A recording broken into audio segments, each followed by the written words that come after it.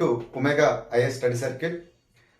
తిరుపతిలోని తిరుమల తిరుపతి దేవస్థానం ఆధ్వర్యంలోని వివిధ విద్యా సంస్థలైనటువంటి జూనియర్ లెక్చరర్ పోస్టులకి, అదేవిధంగా డిగ్రీ కళాశాల పోస్టులని భర్తీ చేయడం జరుగుతుంది. సో అయితే డిగ్రీ కళాశాల 49 పోస్టులను, లెక్చరర్ పోస్టులను భర్తీ చేయడం జరుగుతుంది. అదేవిధంగా జూనియర్ కళాశాలకు 29 పోస్టులను భర్తీ చేయడం జరుగుతుంది. అయితే ఇక్కడ టీటీడీ వాళ్ళు ఫిబ్రవరి మొదటి వారం నుంచి ఫిబ్రవరి 29 మధ్య ఏపీపీఎస్సి వెబ్సైట్ ద్వారా, ఆంధ్రప్రదేశ్ పబ్లిక్ సర్వీస్ కమిషన్ ద్వారా సో అర్హులైన అభ్యర్థులు అప్లై చేసుకోమని విన్నవించడం జరిగింది. అయితే ఈ నోటిఫికేషన్లోని ముఖ్యాంశాలు ఏంటంటే, ఆంధ్రప్రదేశ్ రాష్ట్రంలోని హిందూ మతస్థు అభ్యర్థులు మాత్రమే దీనికి అప్లై చేసుకోవాలి. ఆంధ్రప్రదేశ్లోని హిందూ మతస్థు అభ్యర్థులు మాత్రమే దీన్ని అప్లై చేసుకోవాలి. అయితే దీనికి విద్యార్హత ఏంటి?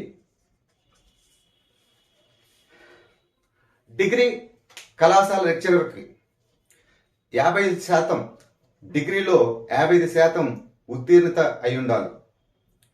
అదేవిధంగా నెట్ మరియు స్లెట్లో ఉత్తీర్ణత సాధించి ఉండాలి. నెట్ మరియు స్లెట్లో ఉత్తీర్ణత అయి ఉండాలి. ఇది డిగ్రీ కళాశాల లెక్చరర్కి ఉన్నటువంటి విద్యార్హత. అదేవిధంగా జూనియర్ లెక్చరర్కి విద్యార్హత ఏమై ఉండాలి? ఓన్లీ డిగ్రీలో 55% ఉత్తీర్ణత సాధించి ఉండాలి. ఉత్తీర్ణత 55% ఉండాలి డిగ్రీలో. సో ఇవి విద్యార్హత జూనియర్ లెక్చరర్కి మరియు సో డిగ్రీ కళాశాల లెక్చరర్కి ఉన్నటువంటి విద్యార్హతలు. అదేవిధంగా ఇక్కడ వయోపరిమితి ఏ విధంగా ఉండాలి? వయోపరిమితి జూలై 1 నుంచి జూలై 1, 2023 వరకు అభ్యర్థులు 18 నుంచి 42 సంవత్సరాల మధ్య వయసు అయి ఉండాలి. 18 సంవత్సరాల నుంచి 42 సంవత్సరాల మధ్య, ఓకేనా?